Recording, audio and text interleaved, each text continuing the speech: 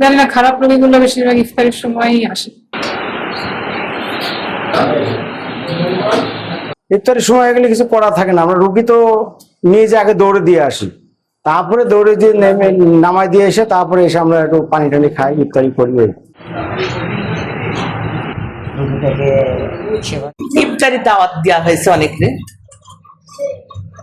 Of দিছে আমাদের, সে অফটা উঠে গেল, উঠে যে ডিউটি শুরু হলো, তাও বিকাল। তাহলে ইফতারিটা কেমন হলো? মানে বাসার মানুষ যদি না থাকে তো কেমন লাগে? এরকম হয়, এটা এখন মেনে নিতে হয়। যখন একটা মানে অসুস্থ মানুষ ইভিনিং ডিউটি গুলো এরকমই করতে হচ্ছে। আসলে দেখা যায় বেশিরভাগ, জানি না, খারাপ রোগীগুলো বেশিরভাগ ইফতারের সময়ই আসে। হার্ট অ্যাটাকের রোগী, আমি অনেক হার্ট অ্যাটাকের রোগী দেখেছি ইফতারের কিছুক্ষণ পরেই আসছে বা ইফতারের সময় আসছে। এটা অনেক খারাপ একটা মারামারি রোগী আসলে, ওগুলো তো আসলে অ্যাভয়েড করে থাকা যায় না, যেতেই হচ্ছে, অ্যাটেন্ড করতে হচ্ছে, ট্রিটমেন্ট দিতে হচ্ছে।